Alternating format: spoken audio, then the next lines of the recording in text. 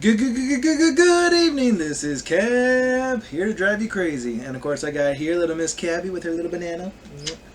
And this is going to be Boston Sports Talk number 13. As you can tell, I am actually on my bed. I'm trying to do a little bit of a different setup than I normally do because I have a new way of displaying the images that I want to be able to look at. So without further ado, let's just jump straight into it with the Boston Bruins, who did take a loss in their last game, 4-1 to the Islanders. Excuse me. And having the series tied now 2-2. So right now, it really wasn't that bad. I mean, Bruins was up and unfortunately gave up a goal a little bit later on in the game, but it was definitely to the point where we were down in like the last 5 minutes left in the third period, and it really came down to the Islanders being able to put up the initial goal to put them ahead, and then losing another 2 goals with some empty netters. So 4-1 really seems worse than it does when you know that 2 of those were empty net goals while the Bruins were trying to obviously do an offensive push. But they were never really able to get themselves around to it. They never really were able to make sure that they could secure and get into a well enough position to even allow them to get them a chance to even score it, because they were always on the defensive side most of the time, and then when they even tried to push for the offensive side, it was never where we had the puck secured enough to be able to actually put ourselves in a scoring position. So ultimately, 4-1 with the last game tied 2-2 now. We will resume this play tomorrow at 6:30, and we'll be in the Garden. And as far as I'm concerned, this was something we could have seen from the Islanders.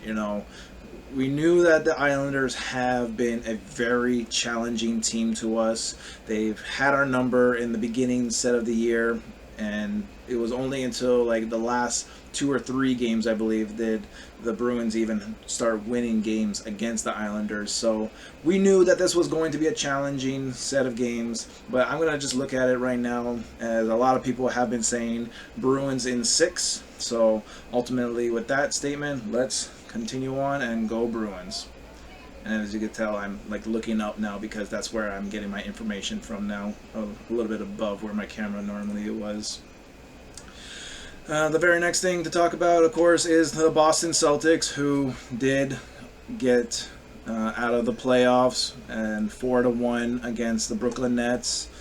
And right now, obviously, the biggest stories that are coming out of it is the fact that Danny Ainge has decided to step out as the general manager and allowing Brad Stevens to be the one to go up into the general manager role.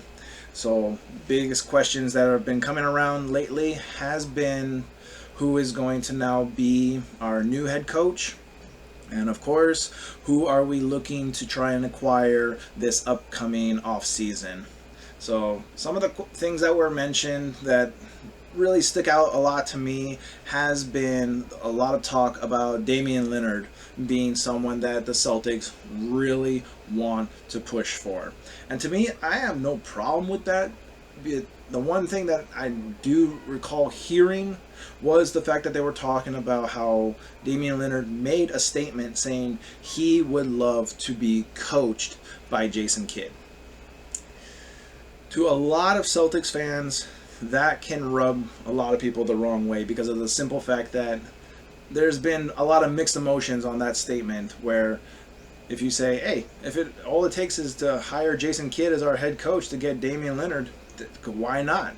But then there's the people who say, if you're a true Celtics fan, you understand why you would never even want Jason Kidd to be a mention in the first place.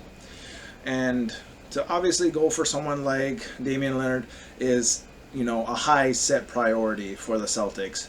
Even if that means that you're looking to maybe have like Marcus Smart be one of the people to be a part of that trade value. Obviously, Kemba Walker has been one of those big names that is going to just, unfortunately, had a couple of decent years with us, but with all of his injuries that he's had, his inconsistency of being a reliable guy for us, I just do not see Kemba Walker continuing to be a Celtics by the next year. Now, obviously, there's still a lot of people that we can be talking about to try and get it. I'm thinking Bradley Beal would be an amazing pickup, a good friendship between Jason Tatum and him that could ultimately have a lot of great chemistry coming into the next season. A lot of people were, throwing a lot of names out. The weirdest one I heard was Lonzo Ball. And to me, I will just straight up say no. I could not see Lonzo Ball being a Celtic, and that's just the first and foremost on that. Nothing against him, but we already understand that we're keeping Jason Tatum, we're keeping Jaylen Brown. We finally have an established center in Robert Williams III. It's really those fill-in pieces, which, if I would love to say it, I would go with Damian Lillard and Bradley Beal for those fill-in spots. Apologies for the sounds outside, since, again, I am kind of closer to the window now. But ultimately, from this point, the Celtics are really just looking to see who are they going to be getting and what's going to happen with our head coaching situation from this point forth.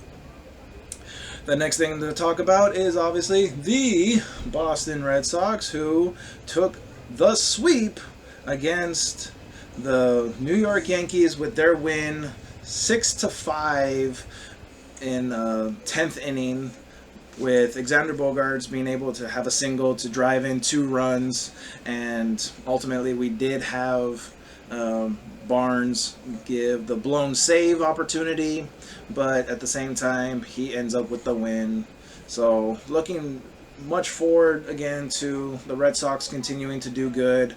Having 13 games over 500 right now is still proving that they are right up in there. They, I believe at the moment, are still considered only the second or third best team in the league right now. Obviously still behind the Rays, and we'll have our makeup game tomorrow against the Marlins, early game, 5 o'clock. And then we'll be having our series against the Astros again. And of course, just like I had mentioned it from the last time, the Astros was one of those teams that we had to have a good series against, and we dropped 3 of those games against them. The first game was just a terrible blowout. We all saw what that final score was. Other games were close and then gave it up by the bullpen. It was only that 4th game that we really had to not only just show that we still have an offense, but even just show that we were going to be able to do anything for this series. Because if we didn't do anything to start off this game, we probably would have been swept by the Astros in a 4-game series. So we'll be looking forward to seeing how, again, the rest of the season of the Red Sox is going to be going. We don't know exactly what is looking to be the up and coming, since, again, we are still in a good winning record. We're still probably one of the better teams, but we have been falling off a little bit lately, and that has been a scare for a lot of Red Sox fans. And of course, last thing to bring up real quick is the New England Patriots, and ultimately we did not win the sweepstakes against the Julio Jones, and he is ultimately now going to be a Tennessee Titan, as I had mentioned from before. That was really the 2 teams that he was looking to, even though there was a lot of other mentions about like the Seahawks and other teams that could have been, potentials for his signing. But ultimately, it did come down to it being now with the Tennessee Titans. But in other words, to say, we were able to actually sign a wide receiver as well in Marvin Hall from the Detroit Lions, a good speedster kind of guy. I'm trying to remember the guy's name right now. It's escaping my mind. He was the other speedster guy that we had acquired before he went to the Rams, and I think his name was like Brandon something.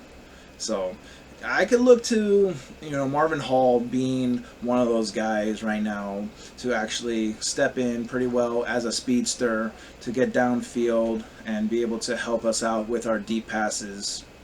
And speaking about passing, that has been probably the biggest top story of the Patriots OTAs, which is the fact that Cam Newton, while passing a ball, ended up swinging his hand down, hitting the top of a helmet of a lineman, and ultimately has injured his hand. Is that anything to put a lot of major concern on? Well, we have a couple of months before we really have to worry about it. Let him get rested, let him, develop a little bit more in the playbook. Obviously, you don't want to hear about getting injured no matter what during the OTAs. And it really was a very backset kind of thing for us. It's something that we'll look to see what happens from this point forth. If his hand's going to become better, if we ultimately will see if Mac Jones, who also apparently had a minor injury, like a leg injury of some sort, but those kind of things, doesn't put too much extra concern.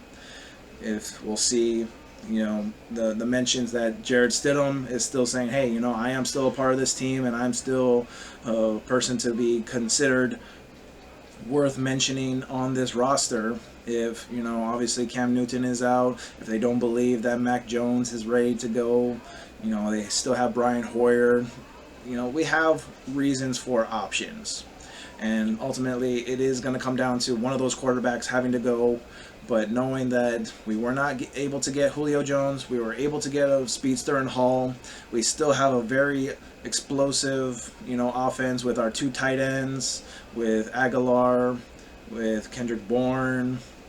Don't forget about our little slot receiver guys, and Gunnar Olszewski and all that. So ultimately, I am not looking to see that the Patriots are going to do anything bad this upcoming season. But thank you very much again for watching this video. Leave a like on here, drop a subscription or a comment below for anything you wanted to share. My name is Cab, and I am here to drive you crazy. Aloha, God bless, and take care.